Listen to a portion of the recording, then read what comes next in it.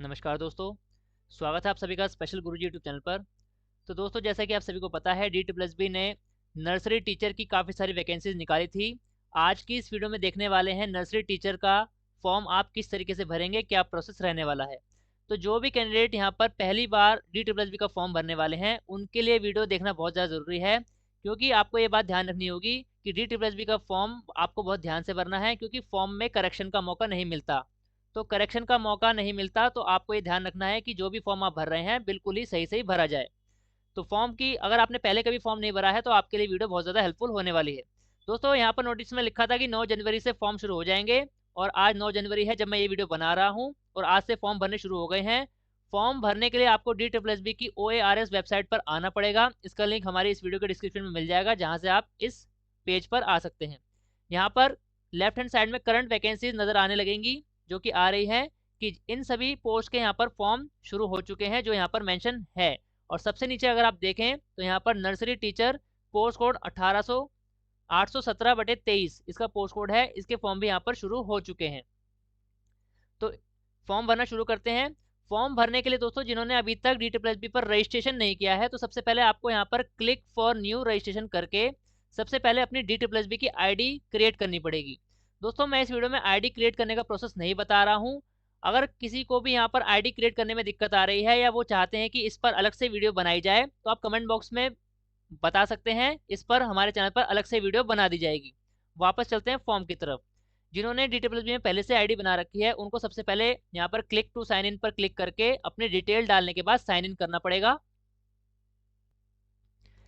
Sign in करने के बाद दोस्तों, आपका यहाँ पर होम पेज ओपन हो जाएगा ID का, जिसमें आपकी रजिस्ट्रेशन डिटेल नजर आएंगी और कई सारे ऑप्शन नजर आएंगे। लेफ्ट हैंड साइड में ऊपर एक ऑप्शन नजर आएगा जहाँ पर लिखा है अप्लाई फॉर न्यू एप्लीकेशन, इस पर क्लिक करना पड़ेगा। क्लिक करने के बाद आपके सामने नया पेज ओपन हो जाएगा। यहाँ पर जितनी भी वैकेंसी यहाँ पर अभी फॉर्म शुरू हो चुके हैं, वो सारी वैकेंसी नजर आ रही हैं। तो जिस भी पोस्ट में आप एलिजिबल हैं, उसमें आप फॉर्म भर सकते हैं। हर पोस्ट के आगे उसका एडवर्टाइजमेंट डाउनलोड करने का भी ऑप्शन यहाँ पर दिया गया है, जैसे कि आपको PDF का लिंक नजर आ रहा है।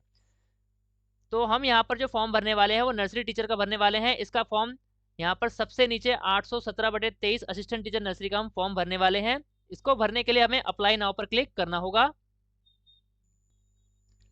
इस पर क्लिक करने के बाद आपके फॉर्म भरने का पहला स्टेप ओपन हो जाएगा।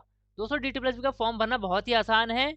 मैं ये वीडियो बना रहा हूँ इसलिए आपको प्रोसेस समझा रहा हूँ, तो इसमें थोड़ा सा टाइम लग सकता है। अदरवाइज जब आप अपना फॉर्म भरेंगे तो केवल 5 मिनट के अंदर अंदर आप अपना फॉर्म भर सकते हैं, अगर आपने सारी डिटेल पहले से ही यहाँ पर तैयार कर रखी है। तो जब आप पहला पेज खोलेंगे, यहाँ पर आपका नाम, मदर्स नेम, फादर नेम पहले से ही रजिस्टर्ड होगा, क्योंकि वहाँ पर रजिस्ट्रेशन में आपने भर दिया था। इसमें आप एडिट नहीं कर सकते। मैरिटल स्टेटस मैरिड अनमैरिड आप चेंज कर सकते हैं। इसके अलावा डेट ऑफ बर्थ चेंज नहीं कर सकते, नेशनलिटी चेंज नहीं कर सकते। फ़ोन नंबर और ईमेल आईडी यहाँ पर चेंज नहीं होगी। इसके लिए आपको अपने होम पेज पर जाना होगा, वहाँ से ये दोनों चीज़ें चेंज हो सकती हैं। अब बात करते हैं आपको भरना क्या पड़ेगा। यहाँ पर आपको अपना प्रेजेंट एड्रेस भरना पड़ेगा, जो भी पिन कोड के साथ में। अगर आपका प्रेजेंट और परमानेंट एड्रेस सेम है, तो यहाँ बीच में दिए गए चेक बॉक्स पर क्लिक कर देंगे, तो वापस से यहाँ पर अपने आप ही परमानेंट एड्रेस भी कॉपी हो जाएगा।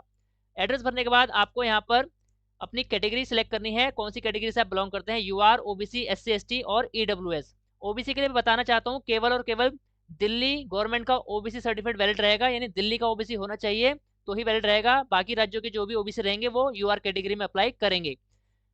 कैटेगरी सिलेक्ट करने के बाद आपको अपनी सब कैटेगरी सिलेक्ट करनी पड़ेगी, जो यहाँ पर नजर आ रही हैं। टोटल 7 तरह की कैटेगरी यहाँ पर नजर आ रही है, जिसमें कॉन्ट्रेक्चुअल एम्प्लॉय है, डिपार्टमेंटल कैंडिडेट है, गवर्नमेंट सर्वेंट है, ex serviceman already in civil job, guest और कॉन्टैक्ट टीचर और डिफरेंटली एबल। अगर इनमें से कोई भी कैटेगरी आप पर एप्लीकेबल है तो उसे सिलेक्ट करेंगे, अदरवाइज बिल्कुल ब्लैंक छोड़ देंगे। यहाँ पर डिवाइड बाय बोर्ड यहाँ पर पहले से ही नो सिलेक्ट रहेगा, तो इसको नो रहने देना है। इसके बाद नीचे इस डिक्लेरेशन के चेकबॉक्स पर क्लिक करना है, और सारी डिटेल देखने के बाद उसके बाद सेव एंड नेक्स्ट पर क्लिक कर देना है। इसके बाद फॉर्म भरने का दूसरा पेज ओपन हो जाएगा। यहाँ पर आपको अपनी सारी फोटोग्राफ्स, थंब इम्प्रेशन और सिग्नेचर अपलोड करने पड़ेंगे। फोटोग्राफ DSSB में 5x7 इंच का अपलोड करना पड़ता है, और इसके कुछ स्टैंडर्ड हैं जो यहाँ पर लिखे गए हैं, जैसे कि आप देख सकते हैं। आपको यहाँ पर 50 से 300 KB के बीच में फोटो का रेजोल्यूशन रखना है, और पिक्सल जो रखने हैं 480x672 पिक्सल का यहाँ पर फोटो बना के पहले से ही रख लेना है। यहाँ पर क्रॉप फोटो ऑनलाइन का ऑप्शन भी दिया गया है, यहीं पर अपनी फोटो डालकर आप ऑनलाइन तरीके से यहाँ पर उसका साइज वगैरह यहाँ पर एडजस्ट कर सकते हैं। हमने यहाँ पर पहले से ही फोटो बना के रखी हुई है। इसको अपलोड करने के लिए चूज फाइल पर क्लिक करना पड़ेगा। फाइल सेलेक्ट करने के बाद अपलोड पर क्लिक करेंगे तो यहाँ पर आपकी फोटो अपलोड हो जाएगी। तो आप देख पा रहे हैं दोस्तों, यहाँ पर हमारे द्वारा जो फोटो अपलोड की गई थी वो यहाँ पर शो होने लगी है। इसके बाद स्क्रॉल करके नीचे की तरफ आएंगे। इसके बाद दोस्तों यहाँ पर आपको सबसे पहले सिग्नेचर अपलोड करने हैं, उसके बाद लेफ्ट थंब इम्प्रेशन और राइट थंब इम्प्रेशन।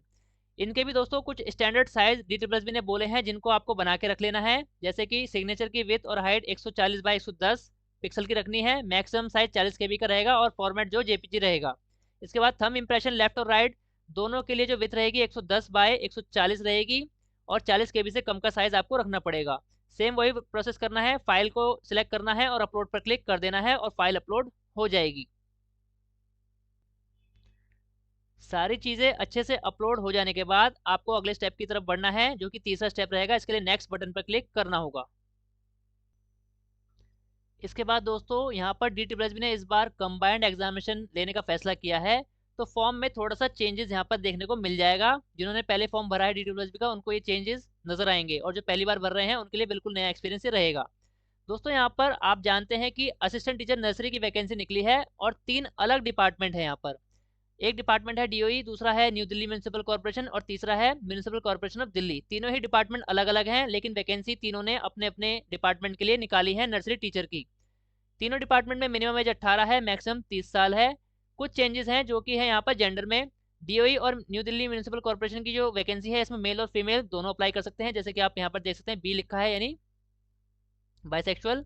और यहाँ पर जो तीसरी जो यहाँ पर वैकेंसी है म्यूनिसिपल कॉर्पोरेशन, ये केवल फीमेल के लिए है। यहाँ पर ब्रैकेट में फीमेल भी लिखा गया है, यानी म्यूनिसिपल कॉर्पोरेशन डिपार्टमेंट जो है केवल फीमेल के लिए वैकेंसी इन्होंने निकाली है। तो यहाँ पर आपको डिपार्टमेंट सिलेक्ट करना पड़ेगा, कौन कौन से डिपार्टमेंट में आप अप्लाई करना चाहते हैं। तो जितनी भी फीमेल कैंडिडेट्स हैं वो तीनों ही अगर ऑप्शन को सिलेक्ट करेंगे तो तीनों सिलेक्ट हो जाएंगे। जैसे कि मैं आपको सिलेक्ट करके दिखा देता हूँ। जैसे पहला डिपार्टमेंट हमने सिलेक्ट कर लिया, दूसरा भी सिलेक्ट कर लिया। तीसरा जो मेल कैंडिडेट अगर फॉर्म भर रहे हैं, अगर वो तीसरा डिपार्टमेंट सिलेक्ट करते हैं तो देखते हैं क्या होता है। जैसे ही मैं इसको क्लिक करता हूँ यहाँ पर पॉपअप मैसेज आ जाता है कि this post only for female candidate, यानी जो तीसरा डिपार्टमेंट है वो केवल फीमेल्स के लिए है। इसलिए जो मेल कैंडिडेट यहाँ अप्लाई करेंगे वो तीसरा डिपार्टमेंट सिलेक्ट नहीं कर सकते। अगर फीमेल कैंडिडेट है तो तीनों को सिलेक्ट कर सकते हैं। तो यहाँ पर ये डिपार्टमेंट सिलेक्ट करने के बाद अपडेट एंड नेक्स्ट पर क्लिक करना होगा।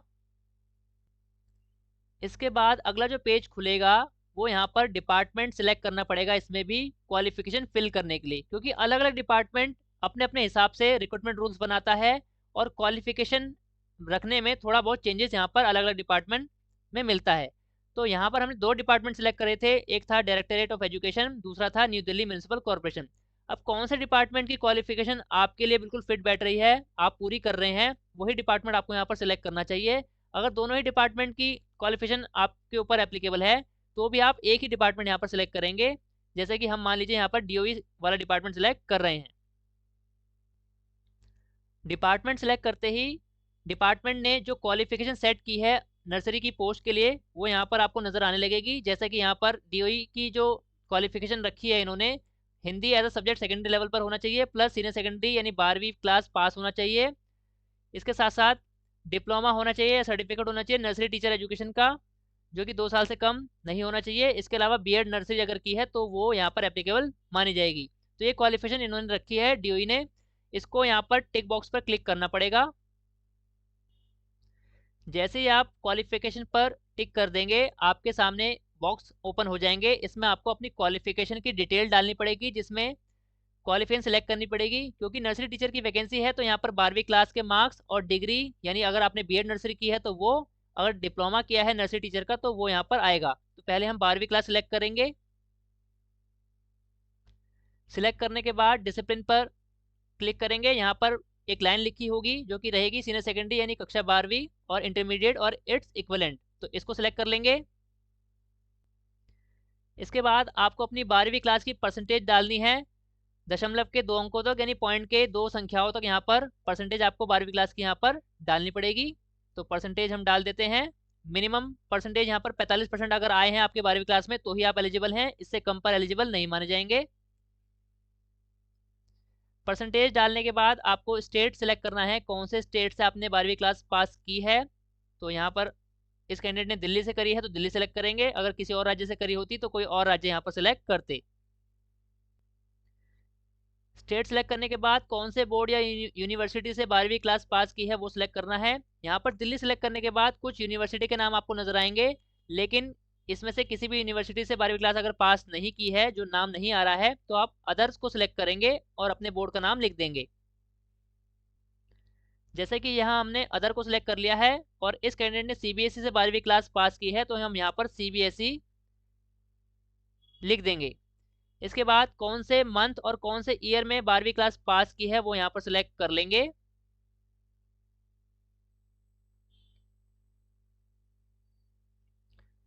सारी चीजें भरने के बाद यहाँ पर इंसर्ट बटन दिया है, इस पर क्लिक करेंगे तो ये क्वालिफिकेशन ऐड हो जाएगी। आप देख सकते हैं जैसे ही हमने इंसर्ट किया तो हमने 12वीं क्लास की क्वालिफिकेशन भरी थी जो यहाँ पर ऐड हो चुकी है। इसके बाद और क्वालिफिकेशन ऐड करने के लिए साइड में ऐड बटन दिया है, इस पर क्लिक करना होगा।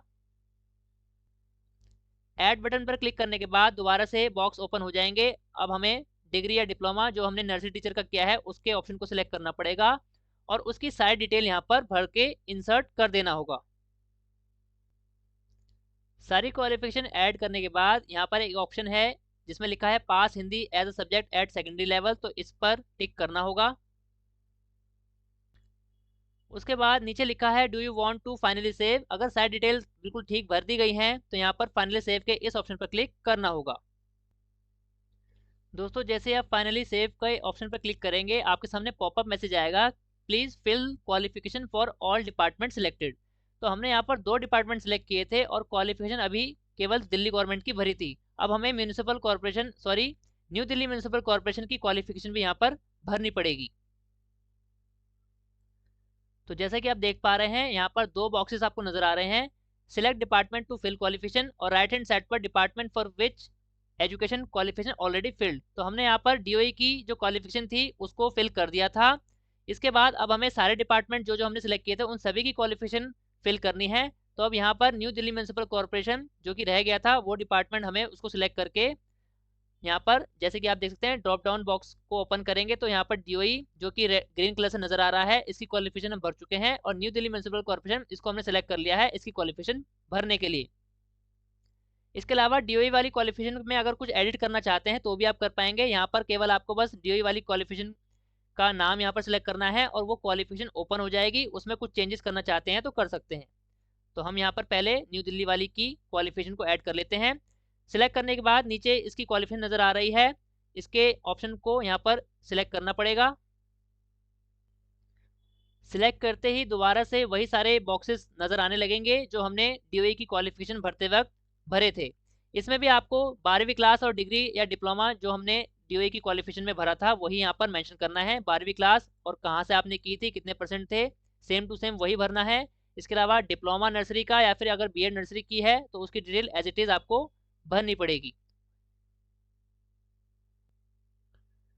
तो दोस्तों जैसे ही आप सारे डिपार्टमेंट की क्वालिफिकेशन भर देंगे तो यहाँ पर राइट हैंड साइड पर नजर आ जाएगा कि कौन कौन से डिपार्टमेंट की क्वालिफिकेशन आपने ऑलरेडी फिल कर दी है।